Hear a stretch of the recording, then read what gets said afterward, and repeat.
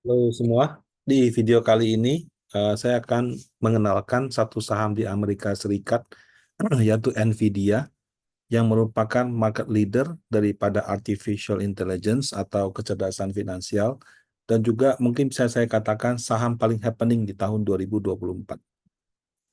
Nah, kalau di Indonesia yang paling happening itu sampai dengan Mei grupnya Pak Prayogo. Ada BRPT, Cuan, TPIA, sama Brand. Walaupun belakangan Brand kena suspend ya, turunnya itu cukup banyak sih beberapa hari ini.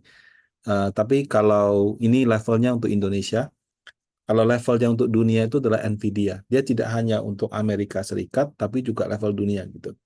Nah, sebetulnya apa sih bidang usahanya Nvidia ini? Dan kenapa disebut dengan saham yang paling happening? Nah, eh,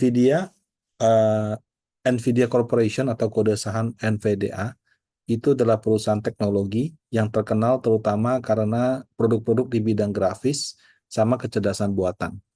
Nah, kalau Bapak Ibu punya laptop yang canggih, ada GeForce gitu ya, atau RTX. Nah, itu apa?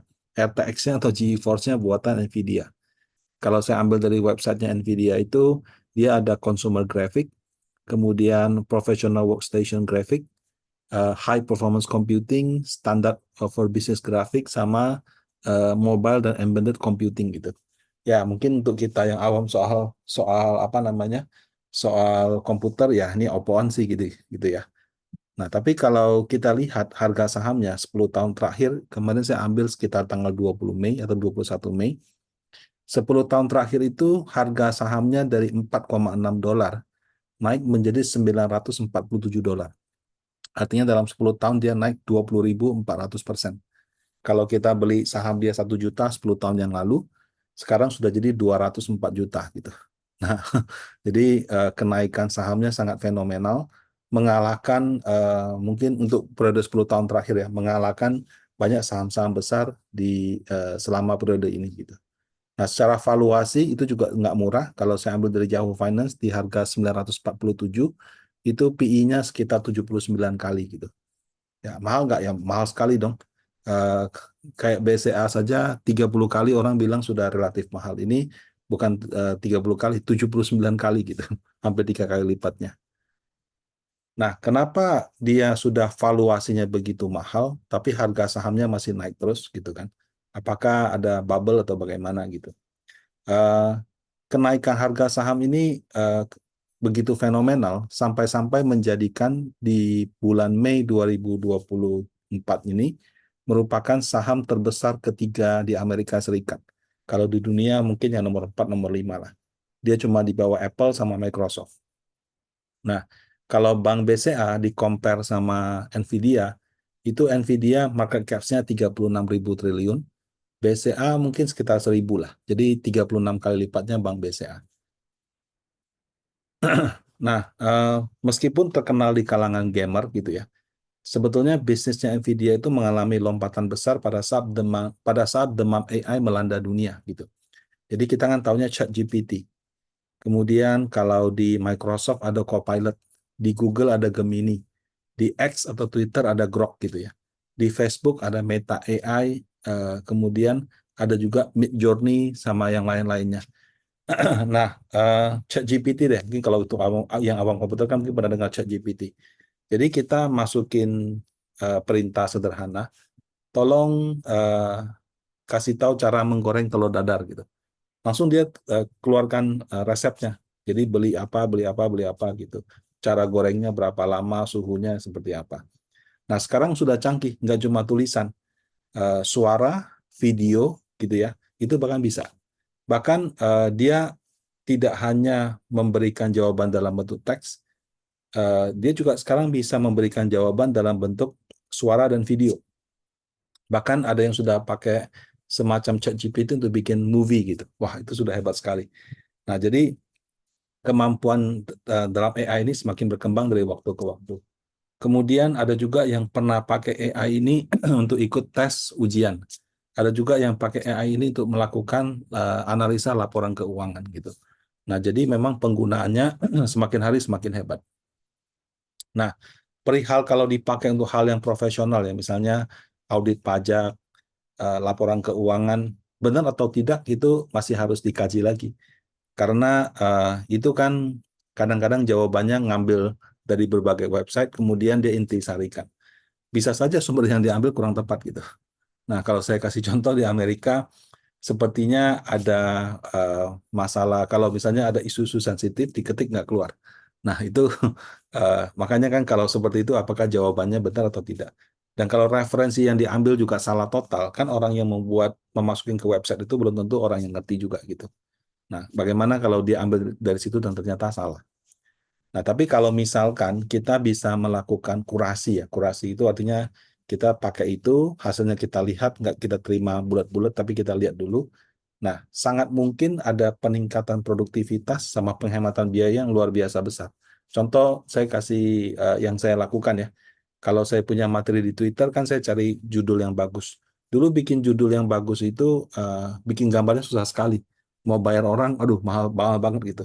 Nah, sekarang dengan mengetikkan kata-kata di Microsoft punya DALL-E, Copilot tadi, itu saya langsung bisa keluarkan gambar dengan deskripsi yang kira-kira mendekati maunya kita. Ya, kadang-kadang pas di percobaan pertama, kedua, ketiga, nggak sesuai harapan, tapi setelah coba 10 kali, oke lah. Nah, jadi itu kan sudah menghemat biaya membuat apa namanya, membuat gambar yang sesuai. Nah, kalau dibilang ini ambil apa, ambil bisnisnya si ilustrator ya enggak juga. Kalau ilustrator memang bisa menawarkan gambar yang berkualitas tinggi dengan hasil yang relevan, tentu harga juga bersaing, tentu kan juga bisa juga gitu. Jadi memang dia membuat apa, user semakin mudah, tapi pada saat yang sama orang-orang yang membuat karya dan kemungkinan terancam dengan itu juga sebenarnya suatu kesempatan untuk terus meningkatkan dia punya kualitas lagi gitu.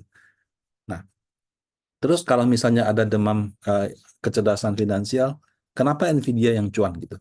Nah, karena untuk bisa melakukan hal-hal yang saya sebut di atas, masukin kata, masukin suara, masukkan gambar gitu atau kombinasinya, kemudian keluar hasil yang kita inginkan itu butuh komputer dengan kecepatan yang super tinggi. Ya, sama lah kayak kita misalnya dulu ada satu fitur iPhone yang saya suka. Ada musik diputar, kita nggak tahu judulnya apa, kita arahkan ke apa dekat speakernya nanti keluar oh judulnya ini gitu. Butuh liriknya juga keluar gitu. Nah, berarti kan butuh internet canggih yang cepat sama kemampuan untuk mendengarkan suara dan mencocokkan dengan sistem. Nah, itu semuanya butuh kecepatan komputer yang kecepatannya super tinggi. Dan yang bisa membuat komputer bekerja super cepat itu di prosesor. Nah, permintaan terhadap prosesor itu meledak gitu. Nah, bahkan kalau sekarang saking canggihnya, nggak perlu beli prosesor yang fisik. Prosesor itu bisa dibikin semacam cloud computing. Jadi ada satu yang gede, kita ambil, kita mau kecepatan berapa, tinggal bayar, nanti dialokasikan untuk kita. Nah, Nvidia ini adalah yang paling depan di sektor ini. Jadi ibaratnya kalau artificial intelligence atau kecerdasan finansial itu adalah tambang emas, dia itu monopoli penjualan skopnya. Nah, itu. Jadi semua yang mau bikin artificial intelligence mesti beli skopnya dari dia. Kalau mau pakai skop lain bisa nggak? Bisa, tapi yang paling canggih saat ini punya dia. Nah, ini juga tercermin di laporan keuangannya. Ini saya ambil dari, saya lupa, investing.com atau di mana gitu ya.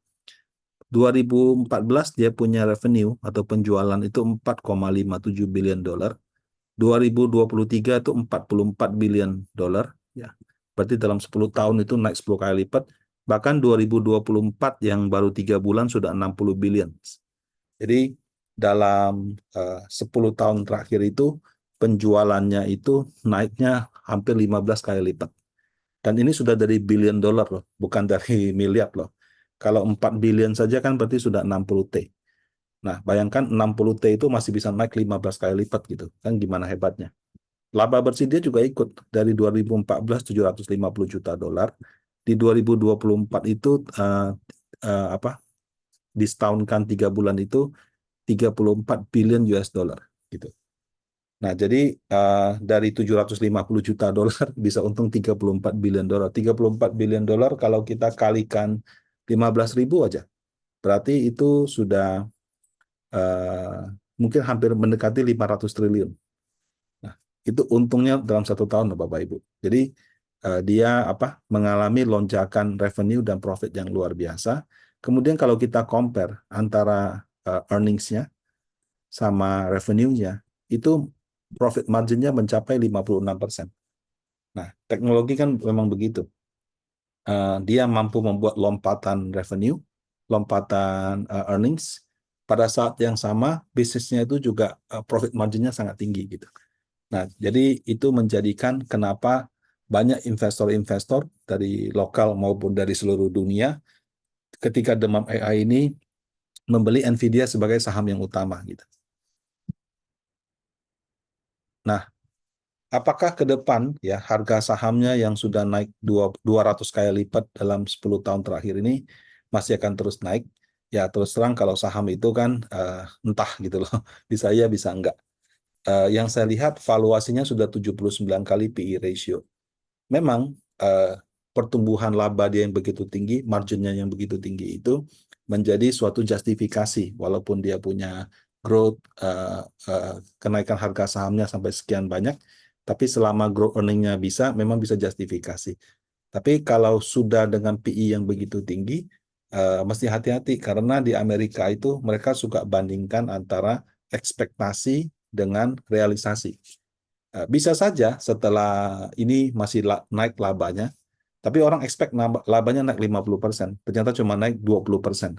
Naik 20% juga sudah luar biasa, tapi karena PI-nya begitu tinggi, orang expect naik 50%. Perbedaan ekspektasi itu bisa membuat walaupun laba bersihnya naik, harga sahamnya jatuh. Nah, dan kalau sudah PI mahal, jatuhnya juga sakit. Itu kita perhatikan dari waktu ke waktu seperti itu. Jadi, satu mesti sangat hati-hati dengan saham yang PI-nya sudah tinggi. Karena dia hanya bisa dijustify dengan satu, pertumbuhan revenue dan earning yang sangat tinggi juga. Yang kedua, profit margin-nya juga sangat luar biasa. Kalau kedua hal tersebut tidak tercapai, rawan koreksi. Kemudian persaingan bisnis juga menurut saya merupakan hal yang dapat mempengaruhi dia punya kenaikan harga saham.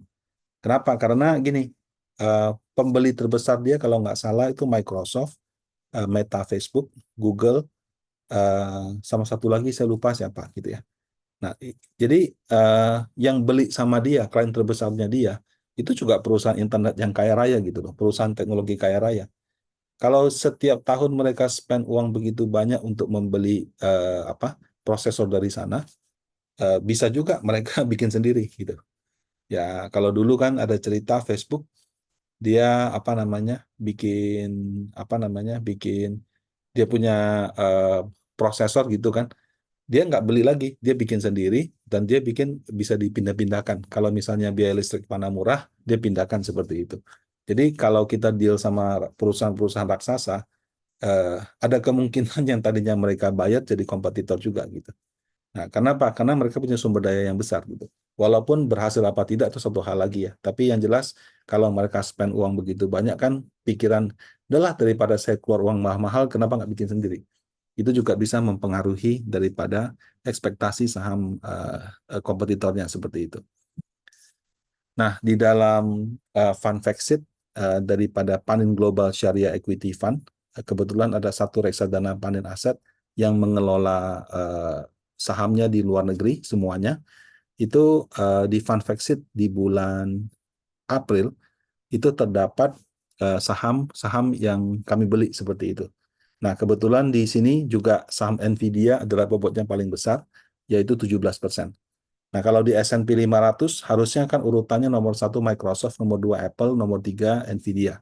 Nah, kalau di sini atas pertimbangan fund manajernya, Microsoft-nya nomor 2, Nvidia nomor 1, Apple-nya nomor 3.